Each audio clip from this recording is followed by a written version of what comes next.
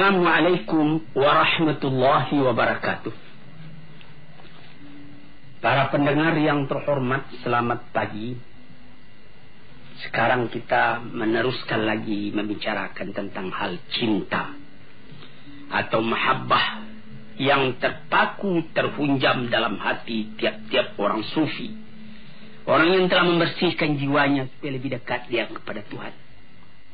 Ibaratnya, kalau kita pergi ke kaca besar yang ada di hadapan kamar kita. Kalau kaca itu kotor atau berkabut, hendaklah dibersihkan lebih dulu kotorannya itu atau kabutnya itu, sehingga jernih. Apabila telah jernih, jelas muka kita kelihatan di dalamnya. Maka kalau sekiranya kacanya sendiri kotor, berdebu, berkabut, terhalanglah kita untuk melihat apa hakikat yang sebenarnya daripada diri itu. Dan lebih celaka lagi kalau kabut itu terjadi di balik di sebelah sana, sehingga tidak dapat kita menggosok, dia berkabut juga. Sebagai kalau kita naik kapal udara, itu kerahnya, plastiknya 2 tingkat. Yang sebelah kita bisa kita hapus dengan tangan sehingga bersih, tapi masih kotor juga karena yang sebelah lagi belum dapat kita capai dengan tangan kita. Maka usaha kita ialah untuk menjelaskan mahabbah antara kita dengan Tuhan, membersihkan halangan, rintangan yang menghambat kelihatannya kekurangan-kekurangan kita di dalam menghadap Tuhan itu. Kalau sekiranya misalnya saja dengan sesama manusia, bagaimanapun cintanya kita kepada seseorang, kalau mata kita kerut, kalau mulut kita busuk, tentu saja tidak sanggup kita mendekati. Yang kita dekati itu jauh daripada kita. Dilihat bukan dia yang salah, kita yang salah. Ini pembersihan. Sebab itu maka sekarang kita masuk kepada yang ke-9. Dulu baru 8, yaitu memandang banyak walaupun sedikit kita punya kesalahan, dan memandang sedikit walaupun banyak ketaatan kita. Ini yang ke-9, kita punya penutup dulu, lalu kita janjikan akan masuk kepada yang ke-9. Yang ke-8 itulah dia. At-tasi'u, yang ke-9, mu'anaqatul ta'ah wa mubayanatul mukhalafah. Mu'anaqah artinya berpeluk-pelukan. Kita memeluk kepada yang kita peluk, dia pun membalas pelukan kita. Kalau sekiranya kita dengan manusia, misalnya ada kawan kita kembali dari Mekah. Di Mekah baru saja kejadian Masjidil Haram diduduki oleh orang-orang pendurhaka. Kawan kita juga belum pulang. Setelah ditunggu lamanya 17 hari, alhamdulillah selamat Masjidil Haram tadi daripada serangan, dan dapat ditaklukkan orang-orang yang memperbuat onar tadi. Kawan kita pun dapat pulang. Kita pergi sambut dia ke Halim Perdana Kusuma, atau seperti ke Polonia di Medan, atau ke tempat yang lain. Baru dia turun dari tangga kapal udara itu kita ketemu. Kita peluk dia peluk kita, kadang-kadang air mata turun, jatuh. Saking cintanya kita kepada dia, kita sudah berdebar hati kalau dia mati di Mekah. Meskipun dari mati di Mekah itu juga mencapai kesucian, dia pun menangis, kita menangis karena adanya cinta dalam hati. Itu mu'anaqah namanya. Berpeluk, bercium antara kita dengan kawan kita tadi. Ini kita berpeluk, bercium dalam perasaan dengan Tuhan. Mu'anaqatut ta'ah, karena ketaatan kita kepada Tuhan. Di situ, saudara-saudara yang terhormat, payah saya menerangkannya karena saya pun baru mencoba, baru melatih diri. belum sampai kepada taraf yang tertinggi. Bagaimana perasaan kita kadang-kadang apabila kita sampai kepada bacaan inna salati wa nusuki wa mahyaya wa mamati lillahi rabbil alamin la syarika lahu wa bidzalika umirtu wa ana minal muslimin. Sembahyangku, ibadatku, bahkan hidupku dan matiku semua aku serahkan kepada Allah. Ini kita bertelut, menundukkan kepala, melintuhkan hati, menegakkan taat setia kepada Tuhan. Apabila kita punya permintaan dikabulkan dari sebab tunduknya hati dan ikhlasnya kepada Allah, akhirnya kecintaan kita itu dibalas. Itu namanya mu'anaqatut ta'ah. Berpelukan kita dengan yang kita sembah itu karena ketaatan. Wa mubayanatul mukhalafah, artinya lain daripada yang lain. Kalau sekiranya dalam kita sembahyang menghadap kepada Tuhan, kita diganggu oleh perasaan yang lain, oleh amwalun iqtaraftumuha tijaratun takhshawna kasada wa masakinun tardawna. Kita diganggu oleh rumah tangga, oleh kekayaan, oleh kebun, oleh gedung, oleh anak, oleh istri, oleh keluarga. Mubayanatil mukhalafah. Bukan itu yang aku tuju, ya Tuhanku, Engkau yang aku tuju. Yang lain-lain itu alam semua. Hari ini dengan aku, besok meninggalkan aku, atau aku meninggalkan dia. Maka bertambah teguhlah kecintaan tadi. Sebab itu maka dikatakan oleh ulama-ulama yang telah mendalam dzauqnya, ibadat yang dikerjakan dengan taat setia itu menambah cinta kita kepada Allah Subhanahu wa taala. Itu kita bisa uji sendiri. Misalnya datang waktu, kita sudah dengar azan di masjid, Allahu Akbar, Allahu Akbar, kita siap, kita pergi ambil wudu, kita sembahyang di awal waktunya, kita kerjakan dengan tertib. Wah, bukan main. Itu mu'anaqatut ta'ah namanya. Tapi kalau kita sudah mulai melalaikan, pukul 12 tengah hari masuk waktu zuhur, pukul 2:30 baru kita kerjakan zuhur tadi. Nampak bahwa kita cinta kepada Tuhan itu kendor. Nah, di sini tuan-tuan yang terhormat, yang ke-9. Jadi perkataan ini adalah dari seorang sufi, Sahal bin Abdullah At-Tusturi namanya. Yang ke-10, dukhulu sifatil mahbubi alal badali min sifatil muhib.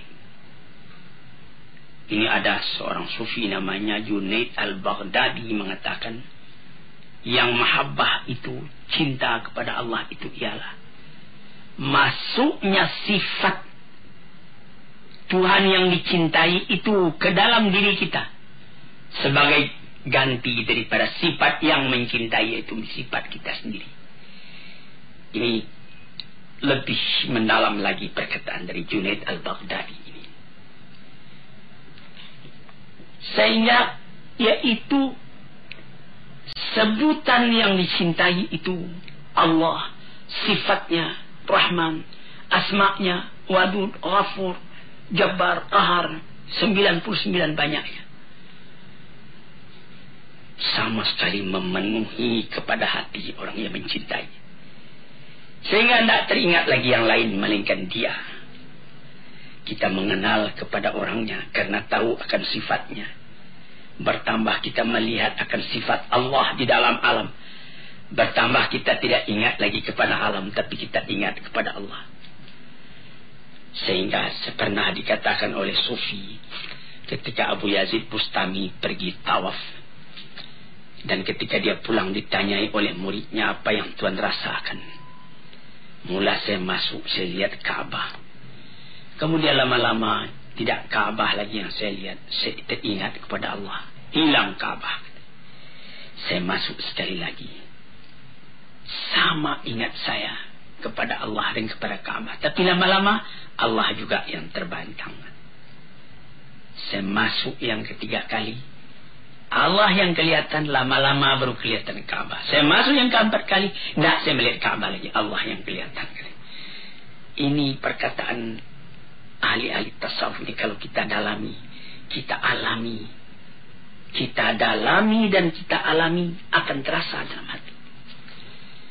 Mata melihat alam, hati melihat Tuhan.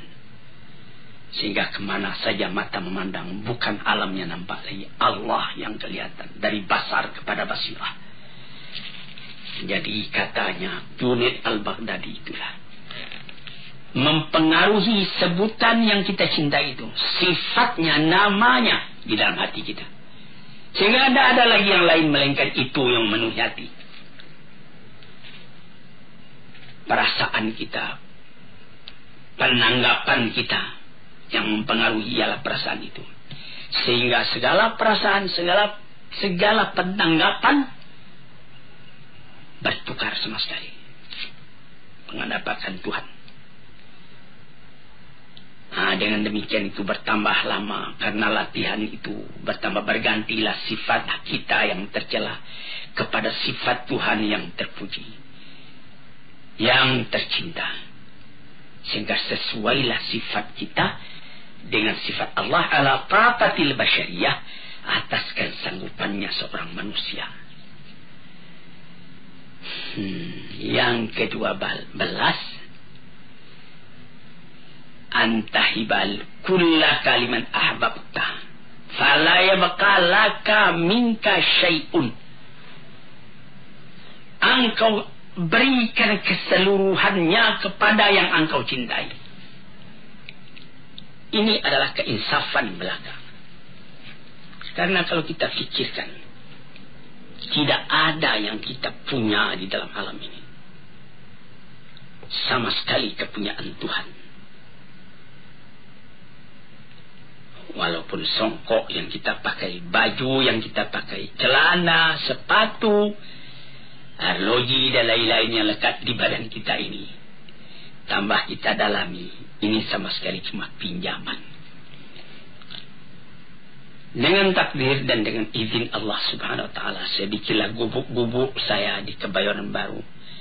Dari Patah nomor 3, Patah 3 nomor 1. Beberapa tahun yang lalu, kira-kira 20 tahun yang lalu, ada kawan bertanya, ini rumah Buya ini, rumah Tuan ini, rumah Bapak ini.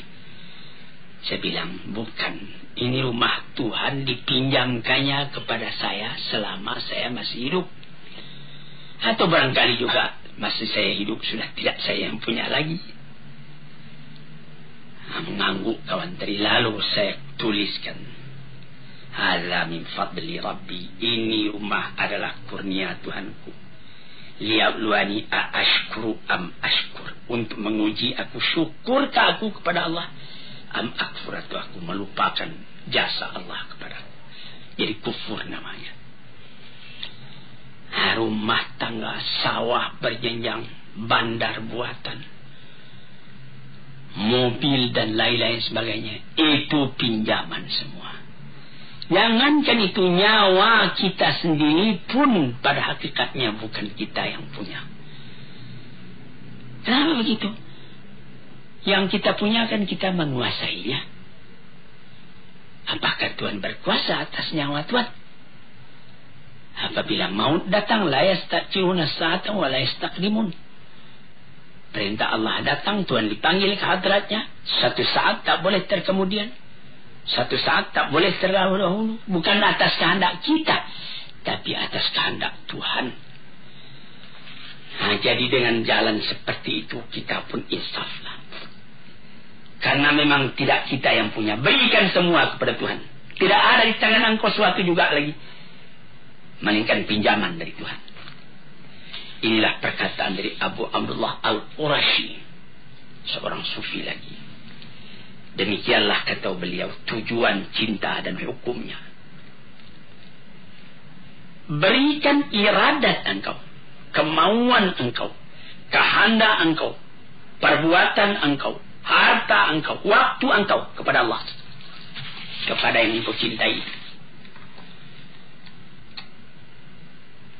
Engkau jadikan semuanya itu terikat di dalam ridha Allah dan kecintaan Allah. Tidak ada engkau mengambil untuk diri engkau sendiri kecuali apa yang diberikan oleh Allah. Dengan keinsafan, ini pinjaman. Fata'khudahu maninhu lahu. Engkau boleh ambil itu semua dengan tidak engkau lupakan bahwa ini cuma pinjaman. Yang ke-12, antamhu minal qalbi ma siwal mahbub. Ini perkataan Shibli. Tadi itu ada perkataan dari Abdullah Al-Tusturi, Sahal bin Abdullah Al-Tusturi. Ada perkataan Junaid Al-Baghdadi. Ada perkataan Abdullah Al-Qurashi. Sekarang perkataan Shibli. Apa kata beliau? Antam huwa minal qalbi ma siwal mahbub. Hapuskan dari hati selain dari yang kita cintai. Jadi la ilaha illallah dilanjutkan lagi. Apa lanjutnya? La maujud illallah. Tapi di sini juga lebih mendalam ini. Kalau tidak hati-hati nanti kita bisa jadi wahdatul wujud.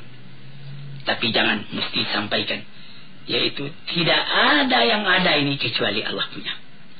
Aku sendiri pun dia yang punya. Kalau kita punya cinta sejati kepada Allah mau didudukkan, inilah kesempurnaannya, kata Shibli. Selama dalam hati ada sisa lagi tempat buat yang lain, cinta itu sudah meragukan. Ini yang ke-12. Yang ke-13, iqamatul itabi ala dawam. Tegakkan penyesalan selalu. Tegakkan penyesalan selalu. Apa maksudnya? Allah tazala atiban ala nafsika fi marbatil mahbub. Wala tarda lahu fiha amalan wala halan. Yaitu engkau selalu menyesali dirimu. Apakah pekerjaanmu ini sudah sempurna? Masih belum. Masih banyak yang kurang. Nikmat terlalu banyak sebagaimana di dalam nomor 7 dulu, istiqlalul kathir min nafsika wa istiqlalul qalil min habibika. Memandang sedikit walaupun banyak yang engkau kerjakan. Memandang banyak walaupun sedikit nikmat yang engkau terima dari Tuhan. Tuan-tuan yang terhormat, kalau Tuan pelajari, Tuan renungkan pengajian tasawuf ini, barangkali banyak kesulitan dalam rumah tangga yang dapat Tuan obat sendiri. Saya hampir tiap petang orang datang ke rumah saya, mengadakan konsultasi, menanyakan keadaannya, menyebut kesusahannya dan lain-lain sebagainya. Ada yang mengatakan, saya sudah menjalankan fatwa Bapak. Saya sudah tahajud kalau malam. Kalau siangnya saya sudah sembahyang duha sampai 8 rakaat. Saya sudah mengerjakan sembahyang tobat hampir saban hari. Saya sudah mengerjakan sembahyang tasbih dan lain sebagainya. Apakah itu sudah sempurna?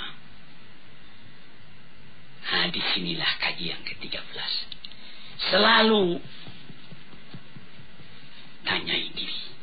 Karena menurut yang saya terima dari guru saya, ayah saya, Syekh Abdul Karim Amrullah, beliau mengatakan dalam riwayat yang beliau baca, Sayyidina Abu Bakar Siddiq itu badannya kurus, matanya cekung, perutnya kempis. Lalu ditanyai orang, inilah yang beliau anukan. Selalu menyelidiki diri, menyesali diri masih kekurangan. belum tercapai apa yang dikehendaki oleh Tuhan yang dicintai. Pandang diri ini kecil. Orang yang semacam engkau kecilnya akan mempertalikan cinta dengan Tuhan yang maha besar, maha agung. Siapa engkau, wahai? Tiliklah diri, apakah sudah sampai taraf iman kita, taraf amal kita, ibadat kita kepada yang patut. Sampai Nabi kita sallallahu alaihi wasallam sendiri,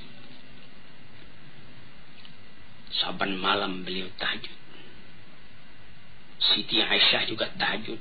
Habis tahajud beliau sudah tidur kembali istirahat. Nabi masih saja tahajud. Hatta tawarramat qadamahu, sampai pegal dia punya kaki keduanya. Siti Aisyah bertanya, mengapa sebanyak itu Tuhan sembahyang? Padahal Tuhan punya dosa kan sudah diampuni. Apa jawab beliau? Alam akun abdan syakura. Apakah tidak pantas kalau aku bersyukur kepada Tuhan, katanya. Dan pun Nabi mengatakan, orang yang beriman itu memandang dosanya sebagaimana dia duduk di bawah bukit, takut jatuh bukit itu kepada dirinya. Tidak ada dosa yang kecil, semua dosa dianggapnya besar. Yang di dalam kata modern tabkitud bangir, atau tolakkan hati atas perbuatan sendiri yang salah. Sekian 24 jam sehari semalam disediakan buat beribadat kepada Tuhan. Tidaklah cukup kita memenuhi yang 24 jam itu dengan ibadat. Malaikat kelalaian juga yang ada.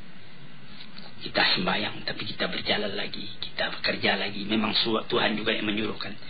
Tapi berapakah lamanya kita ingat kepada Tuhan? Nah, inilah yang nomor 13. Yang ke-14.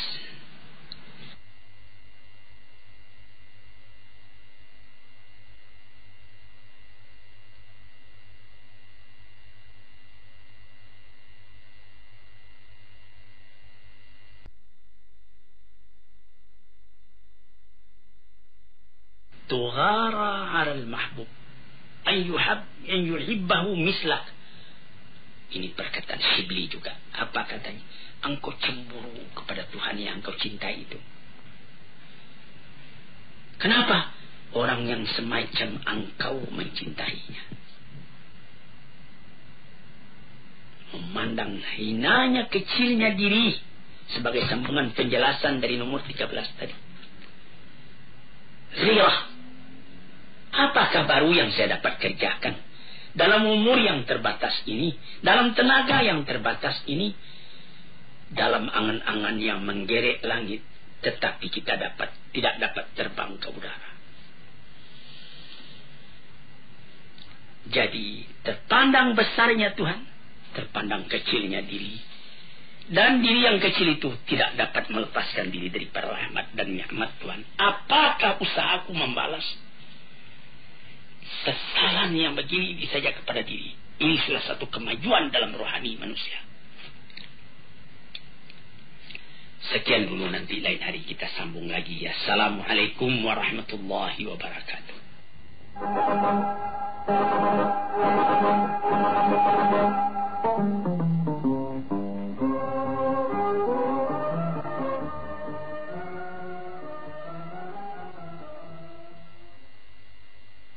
Assalamualaikum warahmatullahi wabarakatuh. Para pendengar, peminat kuliah subuh yang saya cintai dan saya hormati, saya ucapkan selamat pagi dan selamat mengerjakan ibadat sembahyang subuh. Badan sehat, langit cerah, alam terkembang, dan nikmat Allah berlimpah ganda datang kepada diri kita masing-masing. Pada waktu yang sudah-sudah di dalam memperkatakan soal-soal tasawuf, agak panjang telah kita bicarakan tentang mahabbah, tentang hubungan kita dengan Allah, hubungan kasih, hubungan cinta, hubungan kasih sayang. Hampir 2 bulan pengajian kita tentang cinta ini. Sekarang setelah kita mengaji tentang cinta, kita akan terus kepada akibat dari cinta. Apa akibat dari cinta? Cinta itu sendirinya menimbulkan cemburu atau menimbulkan ghirah dalam bahasa Arabnya. Dalam keadaan yang lain, di dalam bahasa yang populer juga disebut fanatik. Kalau orang mengakui cinta kepada Allah tetapi tidak ada ghirahnya, orang yang mengakui cinta kepada agamanya tetapi tidak ada cemburunya apabila agama itu diganggu orang, apabila keyakinan hidupnya kepada Tuhan dicimoohkan orang misalnya, maka tidak ada baginya konsekuensi dari cinta. Sebab cinta itu menghendaki kesatuan pikiran kepada yang dicintai itu. Sekarang ini kita masuk membicarakan tentang soal ghirah itu. Soal cemburu itu. Ini panjang lebar juga dibicarakan di dalam Al-Quran ataupun di dalam hadis, yang mula-mula dijadikan menjadi dasar ketika membicarakan tentang ghirah, tentang cemburu, atau dalam bahasa sehari-hari yang telah banyak kita pakai tentang fanatik, adalah sabda Allah Subhanahu wa Ta'ala yang tersebut di dalam Al-Quran. Innama harrama rabbiyal fawahisha ma zahara minha wa ma batan. Apa artinya? Sesungguhnya tidak lain yang diharamkan oleh Tuhanku ialah perbuatan yang keji, baik yang nyata atau yang tersembunyi. Jangan berbuat keji. Keji itu menimbulkan ghirah dalam hati orang yang beriman. Ini dijelaskan di dalam hadis yang dirawikan daripada Abdullah bin Mas'ud radhiyallahu anhu, sahabat Rasulullah, di dalam sebuah hadis yang sahih riwayat Bukhari dan Muslim. Qala Rasulullah sallallahu alaihi wasallam, ma ahadun aghyar min Allah. Tidak ada sesuatu jua pun yang lebih cemburu dari Allah. Allah itu sangat pencemburu. Buktinya ialah dia mengharamkan segala perbuatan yang keji, baik yang terang atau yang tersembunyi. Allah tidak mau. Maunya Allah Ta'ala itu yang bersih. Jadi kita mesti berusaha. Tambah lama kita tambah bersih, tambah kita dekat kepada Allah Subhanahu wa Ta'ala. Tambah kita punya cinta berpadu dengan Tuhan. Nah, di sini kita melihat Tuhan Allah itu katanya dalam hadis ini, tidak ada seorang pun yang lebih cemburu dari Allah. Setengah daripada tanda cemburunya, Tuhan itu mengharamkan perbuatan yang keji, baik perbuatan itu nyata, kelihatan, atau perbuatan itu batin. Perbuatan yang misalnya yang zahir, misalnya anak muda mengganggu seorang gadis misalnya di tengah jalan, itu namanya perbuatan keji. Atau tidak kelihatan oleh orang lain, tapi dalam hati kita sendiri ada niat busuk. Nah, itu amabatan namanya. Kita ketawa dengan orang, tapi kita punya hati benci kepada orang. Nah, itu namanya yang batin itu. Kita hendak menganiaya kepada orang tadi. Nah, sebab itu maka dijagalah perbuatan yang lahir yang akan nyata kepada sesama manusia atau akidah yang batin. Kalau sekiranya rasa-rasa batin itu masuk, lekas perangi. A'udzubillah, aku berlindung kepada Allah. Sehingga hilang perasaan-perasaan yang tadinya yang batin itu. Jadi di situ maka kecemburuan Tuhan itu pun dapat dihindarkan.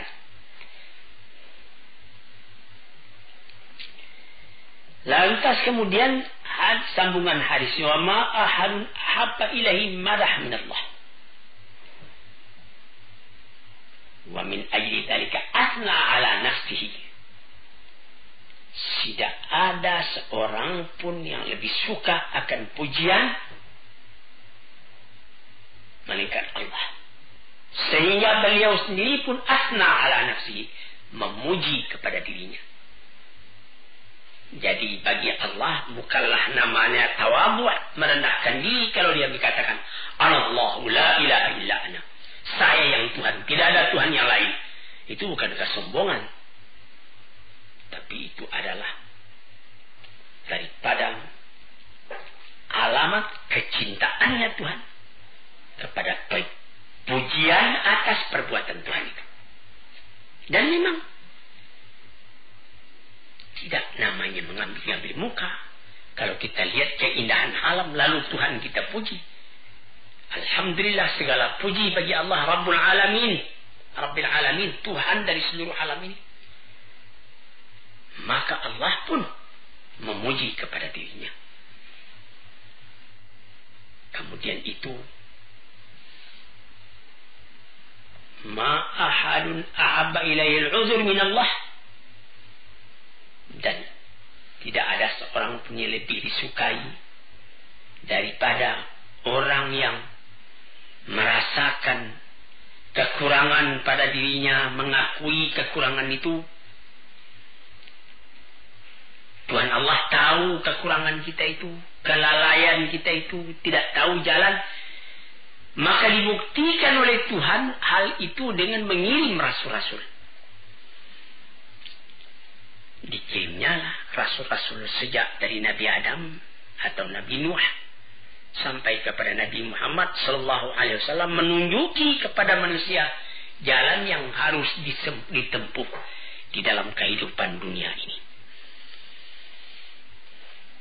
Jadi di dalam hadis yang sahih yang lain yang diriwayatkan oleh Abi Salmah dari Abi Hurairah radhiyallahu anhu, Rasulullah pun pernah mengatakan, innallaha yaghar wa innal mu'mina yaghar wa ghairatullah an ya'til 'abdu mahram alaihi. Tuhan Allah itu menurut hadis yang sahih ini pencemburu. Orang mukmin pun pencemburu sebagai cemburunya Allah itu. Maka ghirahnya Allah itu yaitu yang akan menimbulkan cemburunya Tuhan kalau ada hambanya yang sengaja berbuat barang yang dilarang oleh Allah. Itu Allah tidak suka. Dia cemburu keadaan demikian itu. Mengapa demikian? Nah, kalau tidak ada cemburunya itu tanda tidak ada cinta. Kita bawa saja misalnya kepada misal yang lahir dalam kehidupan kita sendiri. Kita mengatakan cinta kepada istri. Cinta sejati kepada istri. Tulus ikhlas sehidup semati. Lalu tentu kita tidak senang kalau ada orang lain yang pergi mengganggu istri kita itu. Kita cemburu. Lalu ada orang dibiarkannya saja istrinya bermain-main bersanda gurau dengan laki-laki lain. Nah, itu orang dikeragui cintanya. Tandanya cintanya itu tidak bulat. Atau barangkali orang itu dayus. Tidak ada lagi rasa cemburu dalam hatinya. Ini orang-orang celaka. Sebagaimana pepatah orang Arab, fatana likulli musibatin fi dinihi wa idza yusabu fatina likulli musibatin fi malihi wa idza yusabu bidinihi lam yash'ur. Sangat harus perasaannya. Dia merasa cemburu kalau akan terganggu harta bendanya. Tetapi kalau agamanya yang tersinggung, dia tidak merasa. Ini orang juga sudah orang sakit, tidak ada kecemburuan sejati dalam dirinya. Jadi cemburu ini mesti ada. Kita sebagai umat yang beragama mesti ada cemburu. Karena dari sebab cinta kita kepada agama tadi. Misalnya ada orang injak-injaknya Quran, lalu kita ketawa saja. Tandanya kita tidak beres. Tandanya kita tidak menghargai Al-Quran. Demikianlah seterusnya. Jadi cinta itu adalah akibat, cemburu itu adalah akibat dari cinta.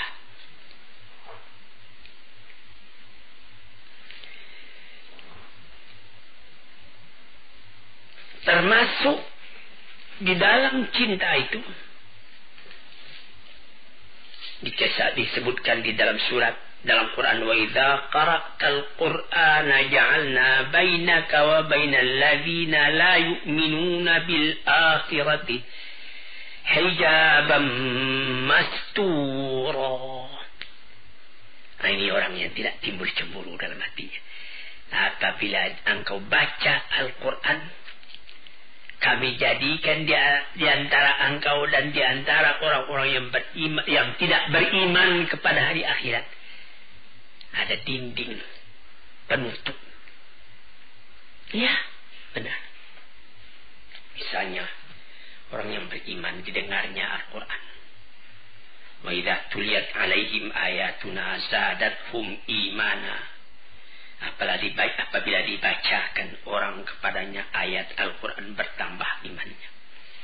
Tapi ada orang saban hari membaca Quran, tidak tergeser kepada hatinya, cuma baca saja. Nah, itu hijaban mastura, ada dinding itu. Yang apatah lagi orang yang memang tidak senang mendengarkan Quran. Ka'anna fi idunaihi waqra, seakan-akan dia menaruhkan penyumbah pada telinganya, tidak mau mendengarkan. Nah, ini orang hijaban mastura, tertutup telinganya. Sebab itu tidak ada gairahnya. Jadi jangan tuan tuduh kalau orang yang cintai kepada agamanya, lalu dia sembahyang dia awal waktu,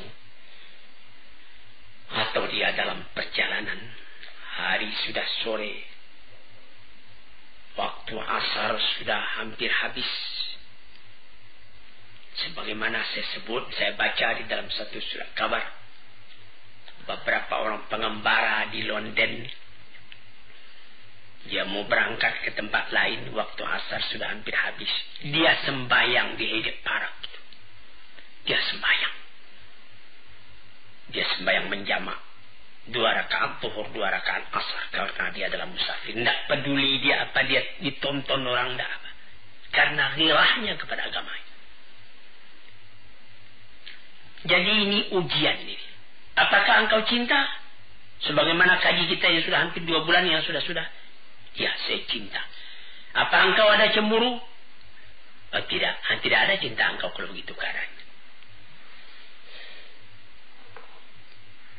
Hadirin, para pendengar yang saya hormati, sebab itu dikatakan oleh Suri As-Sakti kepada kawan-kawannya, mengapa ada orang yang terhijab tidak masuk Quran kepada hatinya? Tidak ada ghirah. Karena orang-orang yang kafir tidak ahli buat memahamkan kalamullah, tidak ahli buat mengetahui ma'rifat kepada Allah, buat tauhid kepada Allah, buat cinta kepada Allah. Sebab itu di antaranya dan di antara Rasulnya, di antara kalam Tuhan, di antara tauhid, ma'rifat, semua itu terdinding bagi mereka. Tidak akan didapat yang demikian itu kalau bukan ahlinya. Oleh sebab itu maka dikatakanlah bahwa al-ghiratu manzilatun syarifatun azimatun jiddan. Ghirah itu adalah tempat kedudukan yang mulia, yang agung sekali. Jalilatul miqdar, sangat tinggi nilainya.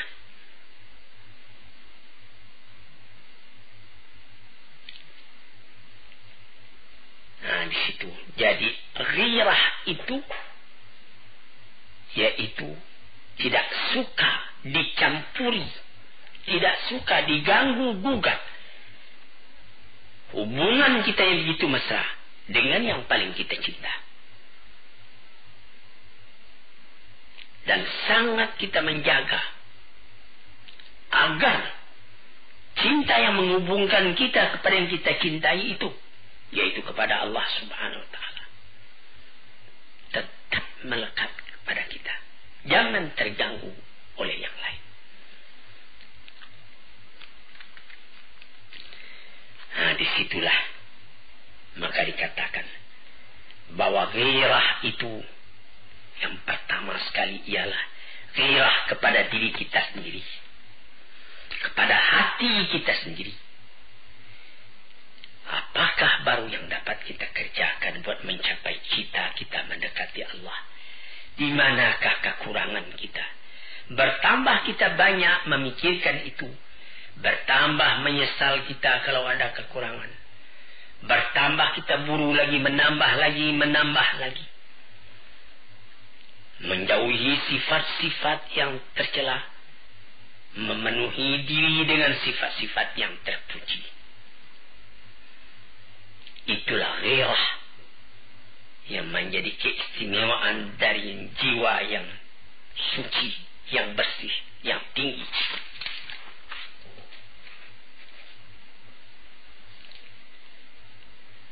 Maka jiwa atau diri yang rendah tidak dapat mencapai itu.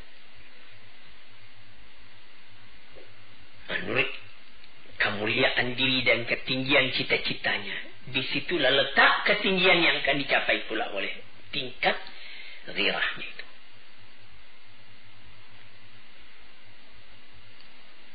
Dibagi pula oleh ahli-ahli tasawuf ghirah itu.